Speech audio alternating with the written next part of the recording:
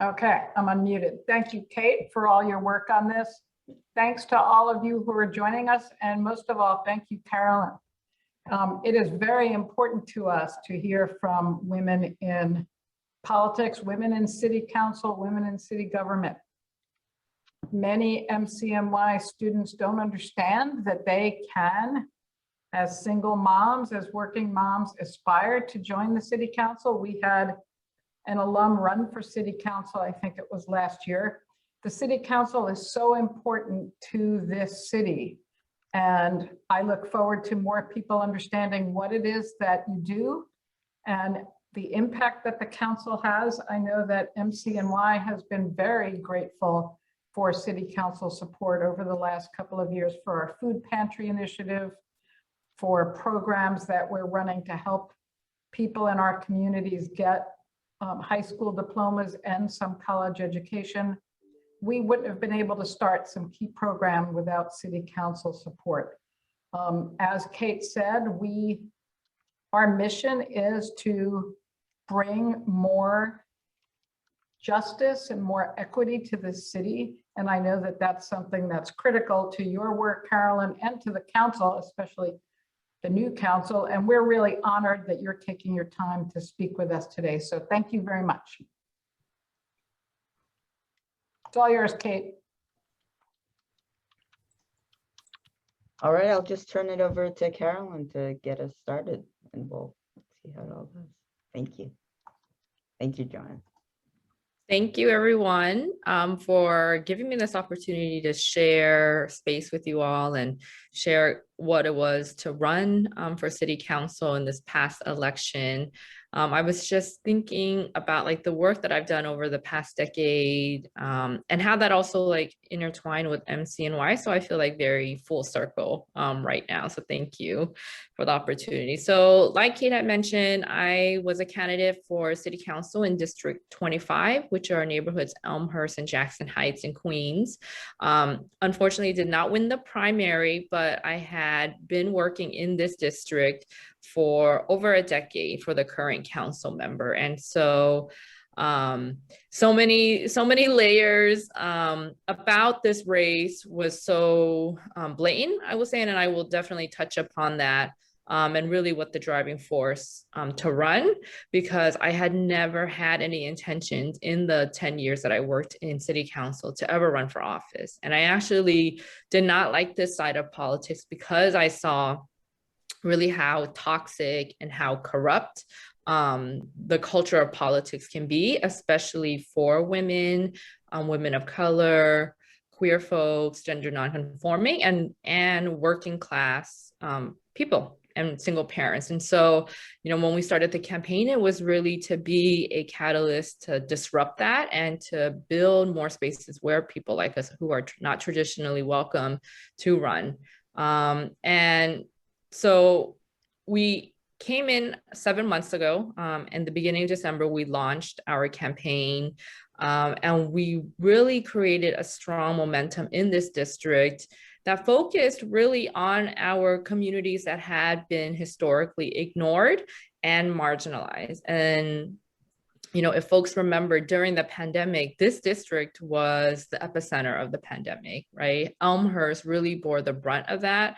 And mostly those were inequities that had already been in place. They were just only exposed by the pandemic. So our mostly working class, low income immigrant communities were at the center of the pandemic, right? And they saw no relief. And so being in government at that time, it was really traumatic, but it was also, you know, eye-opening to see like there is this pandemic and our city has failed our community, right? There were no additional testing sites, no additional resources, no support for families and neighbors who didn't have access to healthcare, who didn't have the language support.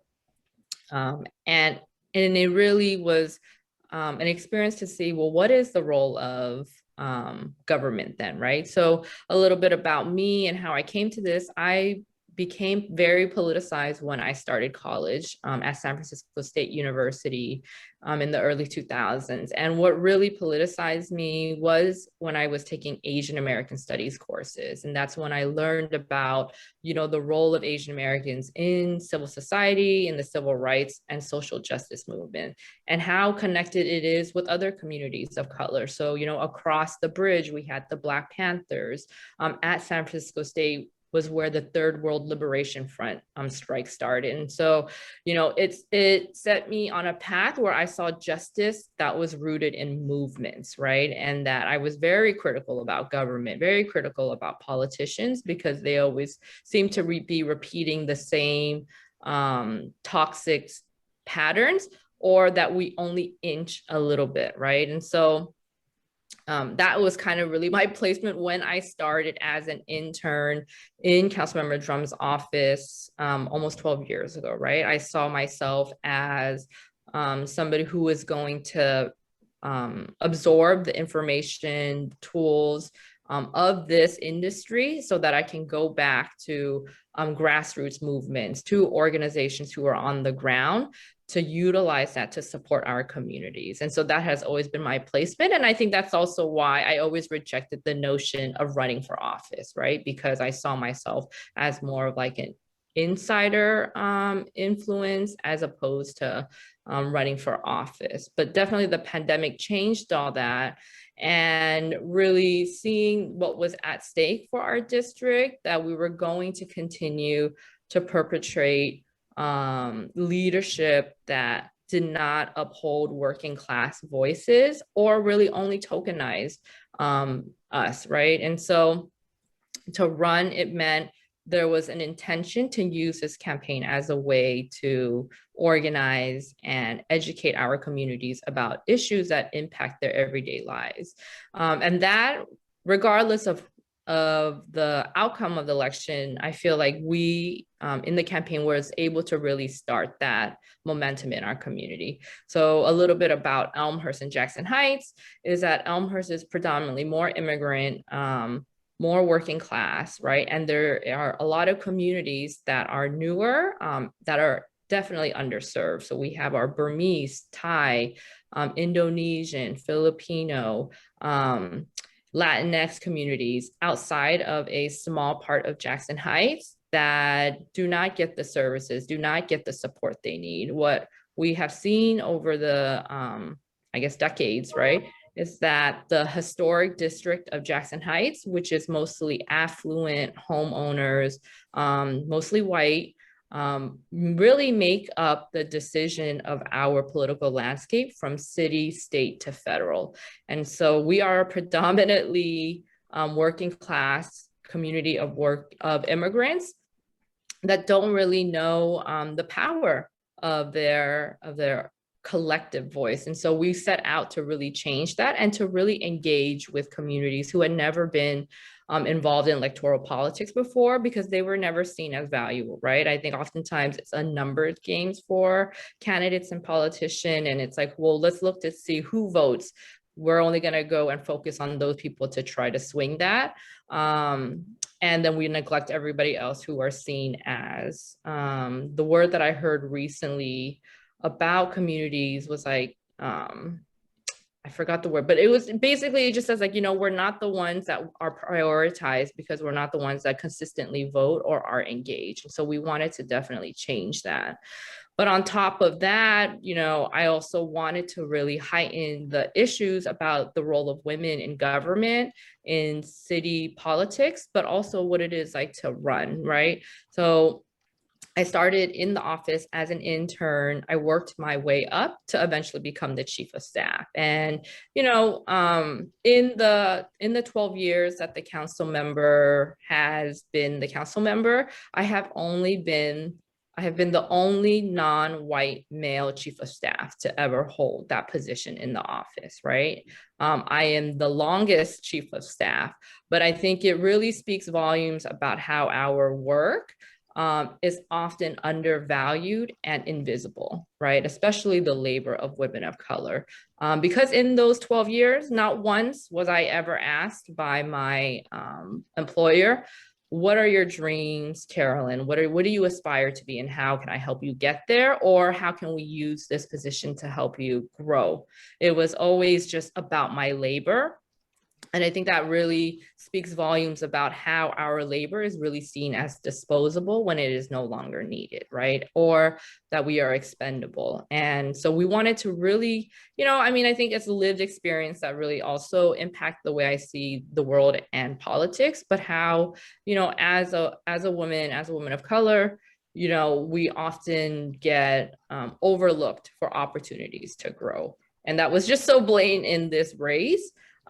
Because my boss did go on to endorse the person who won, which was another man. So, I think it really speaks how much work that we need to do around gender inequities, around the labor of women. And those were conversations that were not happening until we were bringing that up in this campaign. And then on top of that, to be, to run, it takes a lot. So I have 2 young daughters. They're about to be 5 and 9. And so for them, like, this experience was also for them because they had basically grown up in the office with me. When they were babies, I would nurse them in the office. I would, we lived very close. And so they grew up seeing their mom, run the office, do a lot of the things that the council member couldn't do when he was unavailable, but I was always behind the scenes or behind the desk. And so to run was also to show them that our role is not only behind the desk or behind the scenes, that if we want to shift, that we are able to. And so that was very important to me as a parent, to really show my daughters that this is hard work, but it is important, right? And that, I think we have to normalize, for me, we have to normalize justice and these conversations really at an early age, because I don't want my daughters to grow up saying, like, that it's okay to accept behavior like this, or that, if they see somebody being unjustly treated, that is acceptable, right? So I think starting early and normalizing that is so important. And so, it was a tough 7 months to run. Oftentimes, I think we, as women, we internalize a lot of imposter syndrome, right? Or, even though I had done the work really for the last 12 years, the only candidate to have that experience of navigating city bureaucracy, understanding this community in a way that no other candidate had, I had to constantly really justify why I was the most qualified candidate, right? I think us being intentional about not hiring consultants, using people from our community who are already organizing, who are already leaders, was not seen as like a viable pathway, right? Why, when we were intentionally going to communities that had been ignored, that we were intentional about hiring people from our community who spoke our languages, was not going to be the winnable or the victory path, right? And so it really, on a personal level, it was heartbreaking, but on a more larger scale, really showed to me like the work that needs to happen, right? And in the city council, I think it's an interesting landscape, because we have never seen that many women run for office this past election and then really win, right? So a lot of, I think this year we will see, or the next incoming council class, we will have more women as city council members that we will see ever. But it's interesting how in this district where, we elected AOC, Senator Jessica Ramos, Assembly Member Jessica Gonzalez Rojas, and Assembly Member Catalina Cruz, that this one last seat did not go to a woman of color, right? Or a progressive woman of color who has been doing the work. So it is very interesting to see how that really played out. And how I think a lot of it is that our continuing critique about power dynamics in this district, how we were not afraid to be bold about our values. We were also the only campaign to be calling for at least a $3 billion cut to the New York Police Department's budget, right? No other candidate was calling for that. No other candidate was calling for radical changes as much as us, was really seen as not palatable to the predominantly, historic district folks. So, those were my experience. I think a lot of times too, running, I always felt like I was not doing enough. And it was always so hard, I think, to balance that, right? Because as a working parent, there was times when I could not go to some events. I could not do certain things because I needed to be there for my children. But the absence of not being there also then hurt the campaign, right? Because then it shows like, oh, well, you're not campaigning hard enough, or you don't care about this. And so it was like a constant push and pull for me to how I show up in spaces, and how I really also wanted to be intentional about that too, because to be in campaign events means that I was intentionally away from my children, right? And so wanting to really highlight that and say like, working parents need to be at the table. Our experiences, our analysis, our voices is so critical to the progress of working families in this city that we can't just say, yes, we support X, Y, and Z if we don't have those experiences. And so that was always really difficult. And that's something that I recently did an interview with a business. She is a cannabis single parent mother. And we talked about how important it is for parents to really be at the table when we talk about cannabis as well.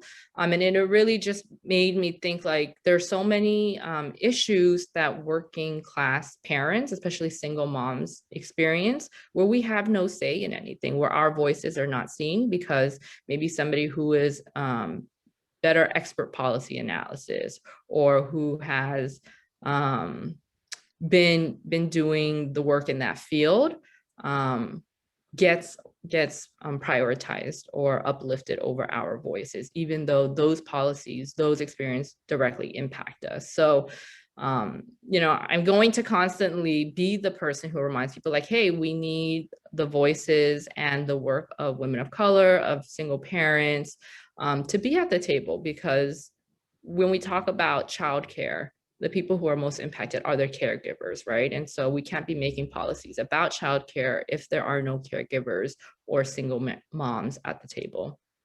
Talk about healthcare, right? Talk about criminal justice. These are all issues that impact us very different than other communities. And so, I feel like I'm going in like circles, and I hope this is all cohesive and helpful. What also was intentional about us was that we wanted to really build a grassroots campaign that supported the leadership of women of color, of queer folks, of our elders, right? And so we were intentional about making intergenerational spaces that were multi-ethnic, that had different languages, right? Because in a community like ours that are so diverse, we often function in silos, right? Like there are not a lot of opportunities to build together. And that's so important for us to build a solid voice of working class folks in this district, right? And so that is the work that we are continuing to do, because, I try to remind everybody, it doesn't matter who wins at the end of the day, because that work is still gonna need to happen and it's gonna continue.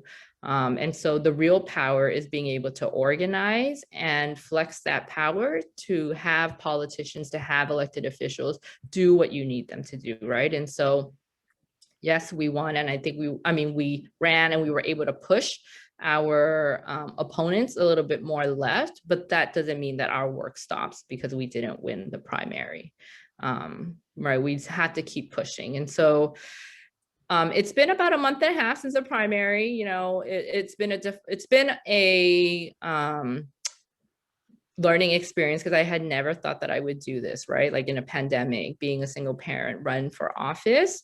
But reflecting in the last month and a half since the election, it's been, really a life-changing experience, because it really showed me how much work we have to do with our communities, with our fellow women as well, right? I think what we saw, just like from observation, that a lot. Oh, and the other thing that was really important to us that we always wanted to uplift was the importance of intersectionality, right? And I think as a self-identified feminist and as a woman of color, intersectionality is so important to push us, right? Because what we've seen in the past is that white feminism does not get us far enough, right? When there was affirmative action that really benefited white women, right? And I think in this district and this race predominantly, intersectionality was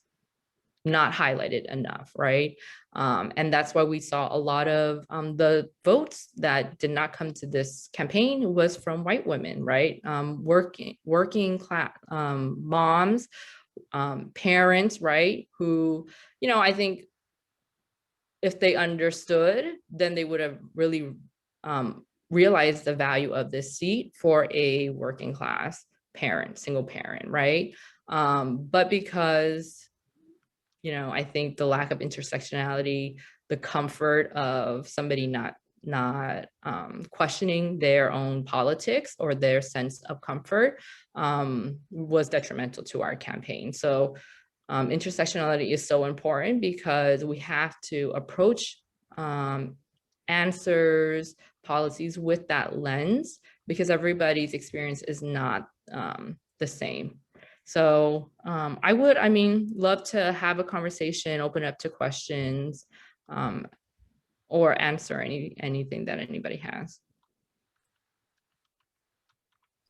Thank you so much. If folks feel like turning on their cameras, if you're in a position where you feel comfortable doing that, that can help people feel like they're speaking to not a blank space. I know that's always nice. Does anybody want to start? Desi, you're always good for a question. Good afternoon. It's good to meet you, Carolyn. I did look up your campaign and I was so jazzed about how much social justice was incorporated into it. And I was really pleased, and I was hoping to see a better outcome for you, but totally understand why there wasn't one. And I have two questions, but I'll start with my first one. I'd be interested in, because I didn't hear a lot of this from folks of Asian descent around a lot of the violence that was happening with Asian communities, and it was just so disheartening to see, and angering actually is really the word. I was really pissed about it, not only because it was happening, but because it was being fueled by the last administration. And so that was just so, it burned my butter, let's just say that. But what I was gonna say in terms of what I did not hear is there was a lot of call for an understanding of the Asian community, rightfully so, and also really understanding the position and the value and the contributions of Asian communities to the United States of America. But what I didn't hear is a lot of an alignment with other communities of color, particularly Black communities who experience that on a regular basis. And Black communities oftentimes don't feel a lot of solidarity from other communities of color for many reasons. But there is anti-Blackness that resides in a lot of communities of color, non-Black communities of color. And I'd be really interested in hearing people who are having these conversations on a larger platform like yourself around ways to create not just more solidarity between communities of color, but really rooting out anti-Blackness in non-Black communities of color. Thank you. That is a great question, and thank you for bringing that up. You know, when the shooting in Atlanta happened, right? That was mostly Asian women who worked in massage parlors, right? I think it opened up this opportunity for us to talk about the intersectionality about anti-Asian violence and how that specifically impacts women, immigrants, right, sex workers, and those who are in industries that are not protected in a way that we had never before, right? And it's something that I always try to raise because it is, Black social justice movements that politicize me, right? Like I had mentioned, it was the Black Panthers, but it was learning about Richard Aoki, who was a Black Panther. He was a Chinese American man in Oakland, and he was a Black Panther, learning about learning about Yuri Kochiyama, right? Who actually held Malcolm X when he was shot and worked alongside with him in Harlem. Her. Oh, great. So it was really learning about, for me, that's what politicized me, was learning about the solidarity between communities of color, particularly the Asian American community and Black communities, right? And so it is always work that I have tried to highlight, and work that when anti-Asian violence became more heightened in media, we really also wanted to remind people, like, there's been this solidarity between our communities, but white supremacy wants to divide us, doesn't want to teach us about this history together, because if people know, then people are gonna come together and organize, right? And so when we talked about anti-Asian violence, it was also to remind people, like, anti-Asian violence is a part of US history for as long as Asians have been here. And that, our Black communities are also being brutalized, right? Like we were saying, in calling for answers or solutions to anti-Asian violence, it does not mean for the increased policing of our communities, right? Which often disproportionately impacts our Black and Brown communities, right? We're calling for more resources into mental health so that people are receiving the services and support that they need before any of this can happen, that the education, that the spaces to create a multi-ethnic coalition and spaces between our Black, between our Asian is being done, right? And I think that this is work as Asians is important to also have, and to also recognize that anti-Blackness is well and alive in our community, right? And that we need to talk about that, and we need to have those conversations. And so, that is work that we really also try to highlight by uplifting the organizers in our community who have been doing that work, and really seeing that we're not only saying, yes, like we stand in solidarity with our Black and Brown communities, but we're also saying that these are the demands that they're asking. They're asking to cut the police budget by $1 billion. And we are going to stand in solidarity with that. We are going to be educating our community about why we need to defund. We are going to be talking about the relationships and the solidarity of Asian Americans and Black activists in this community for so long, right? And so I think that work often gets ignored or not highlighted because there is the potential to really change things if it is so prevalent that there is a solidarity between us. Thank you, Carolyn. Also, I do have a deep love for that particular community. I lived in Corona, which is to Elmhurst. The post office always seems to default to East Elmhurst for some reason, but I lived there for 20 years and wow, did a lot of social justice work, particularly around food justice and growing food in communities around Queens and the Bronx and in the larger New York area. But I grew food right in my home and use it as a space to teach young people about food justice. So I have a deep love for East Elmhurst. Well, hope you'll be able to come back and visit soon.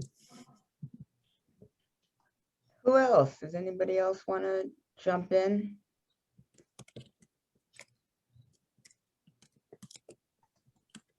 Well, I'm interested in what's next, both for you personally and how it sort of connects with your vision that you've been talking about in terms of kind of leveling up these progressive local movements. Mm-hmm. That was actually my other question.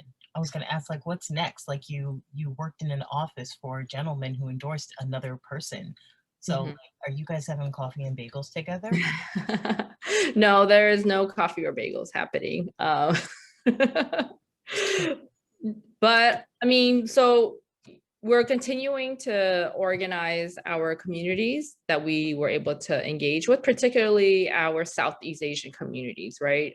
In Elmhurst that are highly underserved and have no organization or agency to go to, right? So we've talked about creating a project that does day-to-day organizing, right? Not just for a campaign, not just for an issue, but to really build the leadership and the collective thinking of our community. And so those are the early stages that we've been thinking about and how we do that, right? Because we can't just stop now that we lost the primary, right? It's even more important now, in my opinion, to continue to engage, because, you know, if folks are were not interested before and got excited about campaigns or about an election this time, and we stop showing up, then it only contributes to their thinking that politicians only show up when they need something in their community, right? And so we are talking about how do we build that power in our communities, starting first with our Southeast Asians, who, you know, like myself being the daughter of Vietnamese refugees, have a complete different experience than our newer Southeast Asian immigrants now, right? You know, most of them did not come from war, you know, some are very new in this country, and so don't understand really, you know, how to get services from their city government or from their city, and really how to navigate. Right. We always joke that like people will know who their mayor or who their leaders in their home country are, but don't know who their council members or don't know who their local representatives are. And so, you know, we need to kind of shift that. And then also personally, I'm taking the rest of the summer to spend it with my daughters before they go back to school, and then to think professionally what I'm going to do next. Thank you. Anyone else want to jump in? Dita Artavini, are you there? I'm wondering, I'm thinking about you because you work a lot around feminism and teaching feminism, and I wonder how this sort of concept of thinking past white women's feminism is playing out for you in the context of MCNY. And yeah, I found the comments, Carolyn's comments, very insightful in that she was talking about how the white feminism kind of overlooks the impact of the experience of the double and triple jeopardies of other communities. So that is really important that we share that. You know, it's sad that our white foremothers in feminism didn't think of turning back and reaching and making a complete sisterhood. Instead of having just feminism, have the womanism that we share together as a collective. So I think just seeing the multiplicity of experiences and the complexity of experiences, speaking out and not having white women speak for women of color is very important. It's sad because what we have is that if a white woman says it, and it's similar to white women, if a man says it, it has more power to it, it has more validity. That shouldn't be so. And we see that white women are doing the same thing to women of color. You know, if we say it, it's valid, right? We can no longer do that. And I think that it paints women of color as puerile and unable to speak for themselves. So I think that's why I tried to stay quiet, because it's not my job to speak for you. It's my job to clear the way so that you can speak for yourself. That I find to be very, very important. I'm just a conduit to help you, and that's about it. And cheer you on and support my sisters. That's just how I see it. And you know, see more faces. And the diversity of faces is very important, at least to me. thank you. Thank you for that. Yeah, no, definitely agree. I mean, I think so many layers, right? Not only you know, white feminism, but also like about class and how, you know, their choices also support, you know, their lifestyle or their economic status too. And so, it's just, yeah, I agree, like having the multitude of diversity of voices and faces is so important. Yeah. And I applaud you for bringing your children to see you work, because that plants a seed in and of itself. I'm a mother of 21-year-old twins. One's a boy, one's a girl. And I did the same thing. I would bring them to the office. I would breastfeed in my office and do all these other things, where then fast forward, 20 years later, my son actually saying at the dinner table, yeah, I never thought that I was a feminist, but until I went to college and started to hear the way other people would speak, and I would not like it and reject it, that Mom, yeah, you raised yourself a feminist.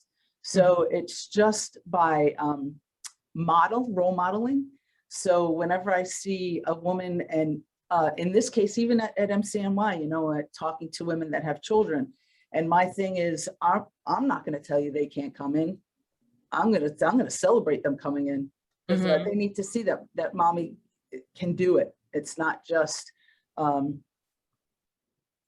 man's world. And I think oftentimes as caregivers, as mothers, like it's not a choice, right? Like we have to do it. Like I didn't choose to bring my kids because it was something that, was easy to do at work. It was fun. It was like, I have to breastfeed. I don't have other childcare. And so I need to take care of my children. And, luckily I had an employer who was supportive of that. But, it was not because of luxury, right? Oh, and yeah. so, yeah. It's so true. I think that there was a webinar that we did a few months ago where we talked about women in positions and how trying to do these things that we need to do. And when I was asked to speak and be the keynote speaker, I basically said that I lived my life on this motto: no other option. Like I had no other option but to bring my children with me. I had no other option but to work the many jobs that I worked at to support my family as a single mother. So it's like when people would say, how do you do it? I don't have any other option. So, no is not a response. I can't is not, and I think we need to look at that and say, why isn't that we're not allowing and affording women the option to say no? That we're stuck between a rock and a hard place because we're expected to do this without any thanks or without any praise or without any, when we look at the things that particularly women of color and low income women go through, they are the canaries that we send down to the mines, right? Because those things, one of these days, are going to end up starting to impact the people that apparently are defined as important in our society. And it's sickening. Let's look at childcare. Why is it that more corporations aren't open and institutions or whatever are not more open to affording for affordable childcare, letting the children come so that the mother can breastfeed, not frowning upon breastfeeding in public, And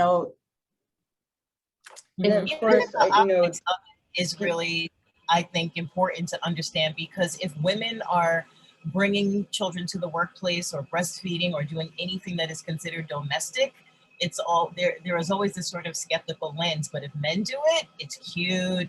Oh, look at what he did. He brought his daughter to work, and isn't that great that he brought his son to teach him what he's doing?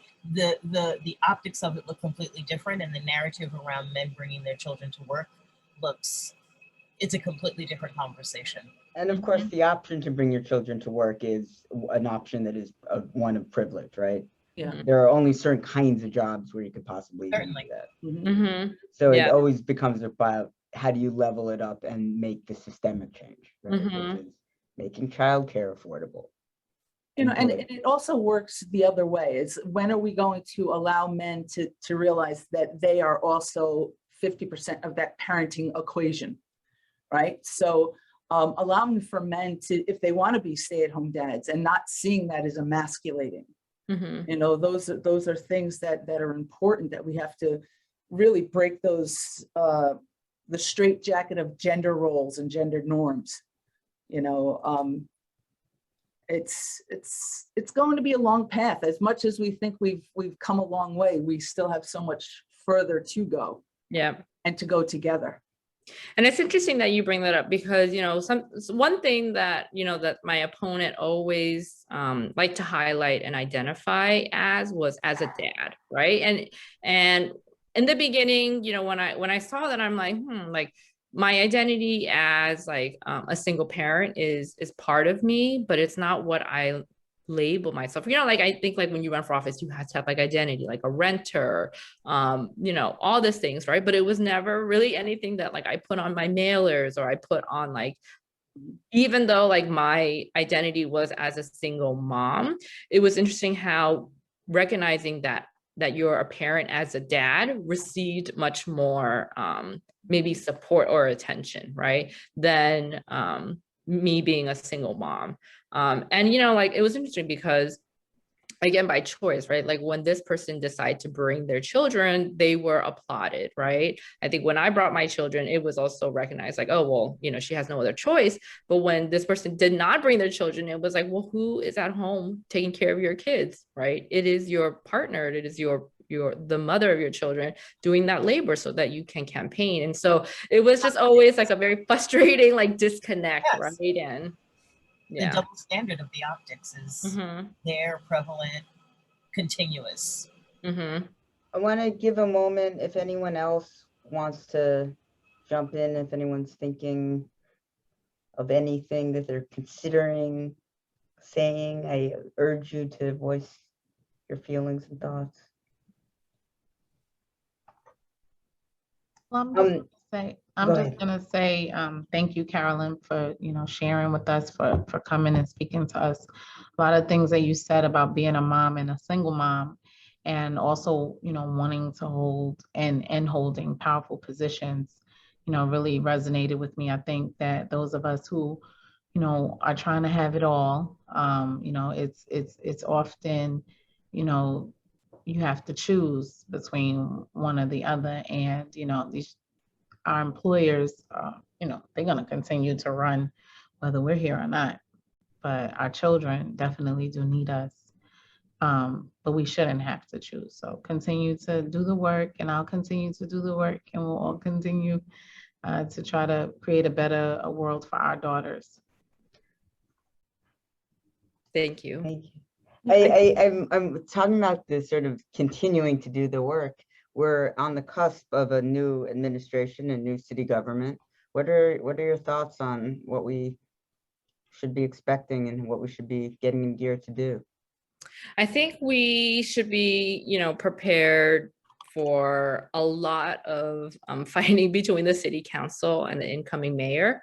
Like we supposedly, I think overall, looking at the different elections, I think the city moved more centrist, right? Like we did elect a former cop as our next mayor, right? Who wants to bring back stop and frisk, who does not support defund, right? And so like, I think a lot of the progress that we've made in terms of social justice for our communities are gonna be at risk, right?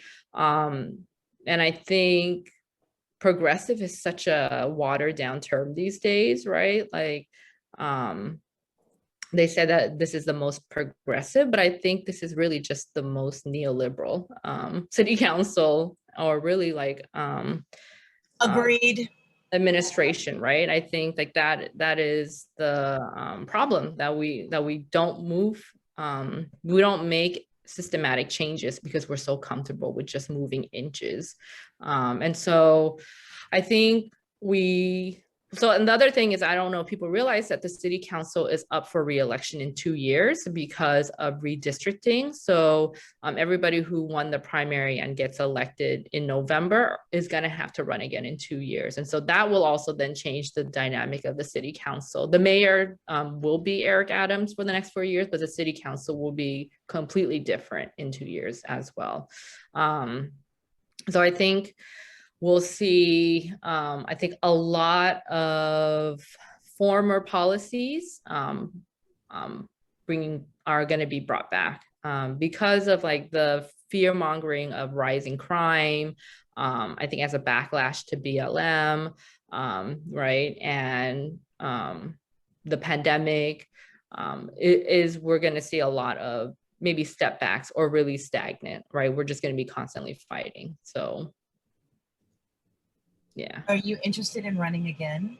You know, we had talked about that. I think only like the main goal for us is to always build a solid organized working class voice in this district. And so if we are able to flex our power to get the needs to do what we get, to have electeds do what we want, then there's really no need for us to run, right? I think it's in the case where our electeds are not doing what we need them to. Maybe, but it's not out of the possibilities. I mean, it is a lot. I am not committed really to the idea of it having to be me, right? I think that if within our movement and in our collective finds that there is a stronger candidate who could win and who wants to do it, right? Then I'm all for that, you know, because it was never about me. It was just that we needed somebody who had the experience and who had the ability to bring our communities together to run. So I fully, you know, in Jackson, Mississippi, there is a case where the community came together and picked who they wanted to run, right? And I think that's the most quote unquote progressive way, right? It's not somebody wakes up and says, I want to be the next elected official. And so they don't consult or they're not connected with movement. It's always the other way around. And that's what we were also really trying to introduce was like concepts of co-governance because the models that we have now for leadership really is a failure, right? We put all of our hopes and desires in one person, hoping that they make the right decision. And once they are in office, we just don't realize that there's so many external pressures in place, right? That even though if you come in with certain values, you may vote against that because your own personal power is at risk, or that, you know, you don't want to go against like the speaker or the mayor or your colleagues, right? And so you know, really exploring different models of co-governance was something that we were experimenting with. And so what does that look like? How do you actually do that? So, you know, I think it's a model that is going to fail before we actually find one that succeeds. And we were hoping to really introduce like a council that works in partnership with the elected official, with the city council, right? And so I think what we need to shift in our culture is this also idolizing of elected officials as like the savior or as the person who knows a complete answer, because nobody does not know the whole answer, right? And that person should really be going to people who are on the ground, connected to communities who have been doing the work.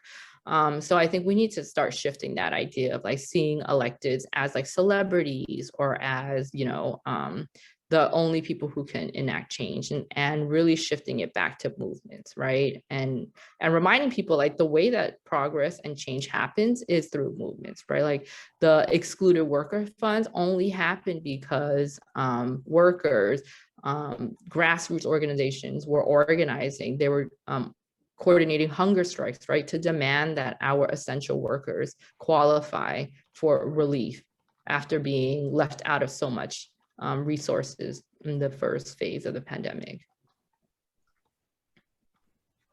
Thank you. Yes, indeed. We have a few minutes left if anyone else cares to jump in and share your thoughts. Do you recognize some of the same issues in your neighborhoods as the pressing issues?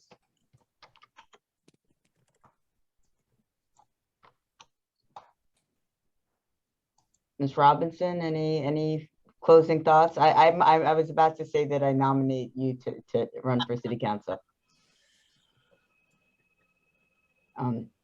Well, it's funny that you say that I haven't made any announcements yet, but I am putting some feelers out around public service and have already been in 2 training programs. And so, you know, as Carolyn said, it's quite an undertaking. And I think one of the things that I recognize is that it isn't solely about me. It really is about me being a vehicle to amplify voices that just aren't being heard. And I recognize that I walk through the world with a simultaneous amount of oppression and privilege. And so I amplify my voice to lift the oppression that people like me continue to have. And I recognize fully that as a citizen, as an English speaker, as a straight person, as a person who has education, as a person who has a deep network of diverse people, a coalition who support me, that I can use those parts of my world and my existence and my identity to continue to do the work that Carolyn and so many others here, wish to do. And so if it isn't solely about winning, and if it is about pushing, then that's, where the work is, that's where I'll do the work. So haven't made any announcements yet, but I would love actually to talk with you, Carolyn. And what I would ask you to do is to pick your favorite place in the district, and I will come there and I will have a meal with you. Definitely. So Definitely. please let me know how to get in touch with you. Yeah, definitely. I will put my personal email here too. So if anybody needs it, you can always reach out to me. But I always encourage anybody who is interested to explore it, right? I think we need more women. We need more women of color to normalize these ideas of running for public office, right? And something that I always say is that no man ever questions themselves, right? But we always doubt ourselves. We always I think I heard that like when there's a job description or a job opening, men only feel like they need to be able to do 30 to 40% of that, but women feel like we need to do 70% of that to even consider applying, right? And so I think just normalizing that like public office, being a public servant is a career path that is viable for us is something we need to normalize. Absolutely. I've read those same statistics. It's so true when you were talking about the imposter syndrome, how we go through our lives, thinking, oh, I'm going to fake it until I make it, until we realize, I got this. I know this.